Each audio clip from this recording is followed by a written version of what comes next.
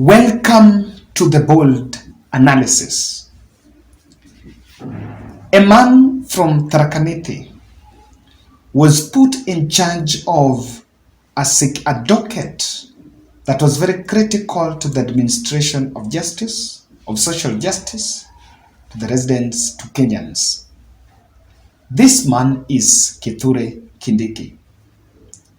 And when Raila Odinga team called for the mass action, he was charged to swing into action, but getting a balance between what the law says and what should be done in law and what the oligarchs want to be done, or rather the lawlessness in it. Kindiki was vouched as a lawyer, and being that he was in that position, many people then were expecting it to be around about the rule of law. Just last week, he proposed a raft of changes to the Public Act in a bid to contain protests. But in the slopes of State House, when William Ruto and Rigathi Gachagua addressed the media, flanked by Rigathi Gachagua, William Ruto said something, that at this time, it is not about who is wrong or right. It is about the interest of the country. That statement was a very strong swipe on his hardliners that have always insisted that William Ruto is right and Raila Odinga is wrong. Today, Kindiki did a tweet highlighting that statement. William Ruto had a very long press briefing. But out of all those things he said, Kindiki is highlighting one in a tweet. It should never be about who is right or who is wrong. It must always be about our homeland and the interests of its people. Kindly subscribe to our channel, click the notification bell and like our video. Thank you very much for your support. I promise you this will not be a very long analysis. This will be a very short one, so that as we want to look at, just looking at Kindiki's analyzing on critical analysis of Kindiki's tweet, we are going to get a perspective of what is happening behind the curtain. There are camps around William Ruto. 5 camps around William Ruto.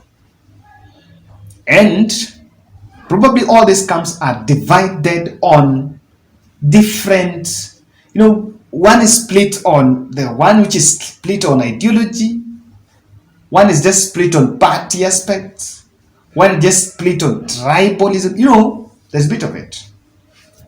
The first split that you can see from Kithure Kindiki's side is this. There is a camp that believe that it is about what is wrong or right, who is wrong or right. Now, Kindiki, according to him, belongs to the group that says it is about the interest of the country. Let me say, 2 days before this, probably on Friday, the Star was reporting a split that Kindiki and Rigathi were reading from different scripts as to how they can handle protesters.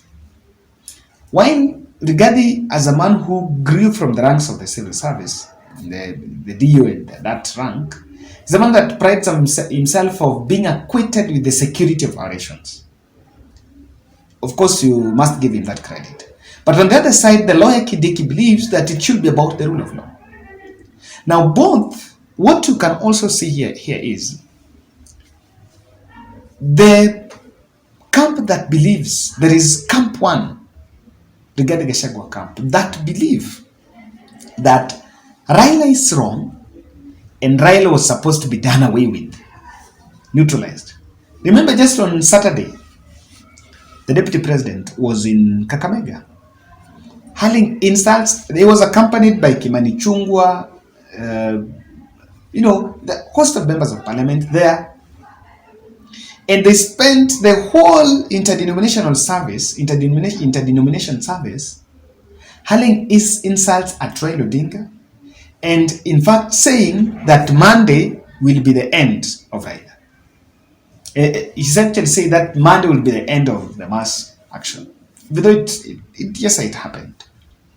But if you look at that language, there was a team Rigathi many uncountable times saying that Raila is wrong to have been bulldozing or rather bullying governments. I don't know, bullying Moi, bullying Kibaki, bullying Uhuru. There is a narrative that they normally create there for those who follow them. So that is the first camp. And you can confirm that Kindiki belongs to, that is the second camp. The camp Kindiki is the camp that believes that it is not about who is wrong or right. It is about the interest of the country. How many believe? And I know around William Ruto, there are also quite a number that believes on the interest of the country. Let me tell you, let me give you a good example. When the information came about closure of media houses, and I don't know, internet, I don't know what, when that information came out, I know very well that Hussein Mohammed, who in 2018 was a journalist and so experienced it when the media houses were shut, might have faced William Ruto head on and told him about that and advised him that, look here, you have all those advisors, but this is a wrong one. So that is a possibility you cannot rule away. How many? And around William Ruto, Kindiki camp, a camp that is aligned towards Kindiki, and these camps are very important and very powerful. You know why? Kindiki was the closest to be the running mate, deputy president.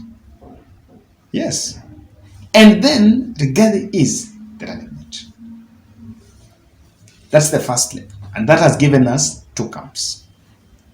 The other camp is a camp Musalia Mudavadi. It is a camp that believes that this country cannot be run by hurting the dynasties. And let me tell you, Musalia Mudavadi belongs to the same group as Raila, Uhuru, and a team. And even in the order, in the current political dispensation, he is the one man that is there with a lot of solidarity. And I know, even though it is not because of collective responsibility, you cannot defend the government by coming out to castigate what happened at Uhuru's farm. But I understand very well that as a man who has been, and I think he's the most senior, Salim David is even more senior in terms of even age, he's more experienced than even William Ruto. But as fate would have its way, William Ruto became president before, ahead of him, and he became his boss. But that's not a big deal. So that camp believes that, look here, this must end.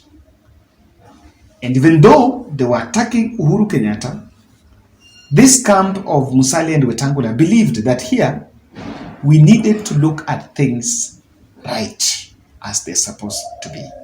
We cannot rule this country if we are fighting those dynasties. If you are fighting Raila, you are fighting Uhuru, you are fighting who, those, because at the end of the day, they have the masses. When you hurt Kenyatta family, it's a foundation family for this country. And they have interest all over. They can pull triggers. When you hurt Raila Odinga, he has the masses. You can rule by the sword, but you can rule the state, but Raila rules the streets. So you cannot ignore. That is the third camp that I see. The fourth camp is a camp that believes it is a moment for transition. Transition camp. This is the Ndindi Nyoros, the Kimani Chungwas and the likes. Their feeling here is that the Raila team should go home. It is about us, us, us. And this team actually, and I've not seen them reacting, this team would not welcome such a move, not because it's bad, but because it's Raila. And we are sons of Mau Mau, that's such it.